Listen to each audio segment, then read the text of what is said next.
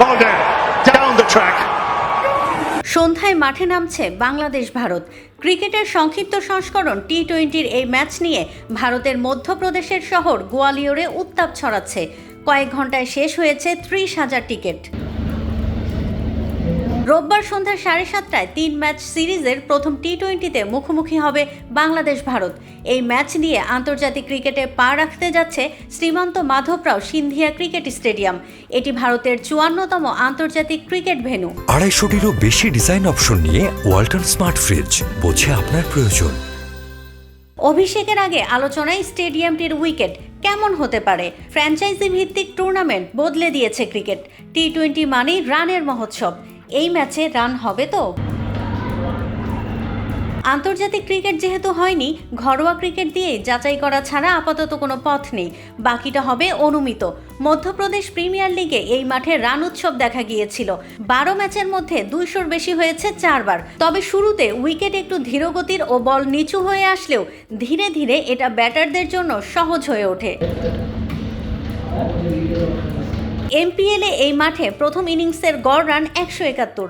200-র বেশি রান তাড়া হয়েছে দুবার। এক ম্যাচে প্রথম ইনিংসে হয়েছে 278 রান। তাড়া করা দল করেছে 239।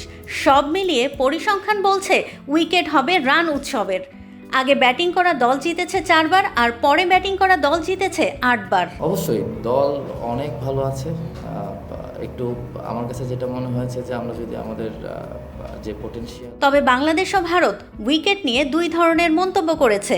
বাংলাদেশ প্রতিনিধি হয়ে সংবাদ সম্মেলনে আসা তাওহিদ হৃদয় জানান, উইকেট হবে স্লো এবং লো, অর্থাৎ ধীরগতির উইকেটে বল নিচু হয়ে আসবে। টি-20 খেলা তো রানের খেলা। এখানে যে যত রান করবে অবশ্যই সবাই রান চায়, সব টিমই রান করতে চায়। এখন এখানে ইন্টারন্যাশনাল খেলা এখনো হয়নি, নিউ ভেন্যু। আমরা জানি না এখানকার ব্যাপারে কতটুকু হতে পারে। ডোমেস্টিক খেলা, ইন্টারন্যাশনাল খেলা।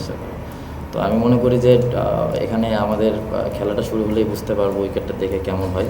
প্র্যাকটিসের উইকেট দেখে যতটুকু বুঝেছি এখানে উইকেটটা স্লো আছে, লো আছে। এরকম উইকেটে হাই স্কোরিং রান খুব কমই হয়। আইপিএল খেলাও এখানে হয়নি। তো দেখা যাক যে কি হতে পারে, প্রথম দিন বুঝতে পারবো। এদিকে ভারতের অধিনায়ক সূর্যা কুমার যাদব জানিয়েছেন, উইকেট ব্যাটারদের জন্য সহায়ক হবে। অনুশীলনের উইকেট দিয়ে মূল উইকেট মন্থর হবে এমন ধারণা করার কারণ নেই।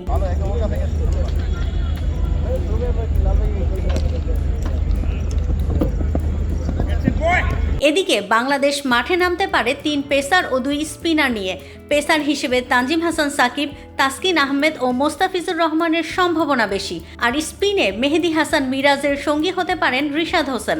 আর ব্যাটিংয়ে ওপেনিংয়ে লিটন দাসের সঙ্গী হতে পারেন তানজিদ হাসান তামিম। 3-এ অধিনায়ক শান্ত, প্রিয় পজিশন 4-এ হৃদয়, 5-এ মাহমুদুল্লাহ রিয়াদ আর 6-এ জাকের আলী অনিকের সম্ভাবনা বেশি।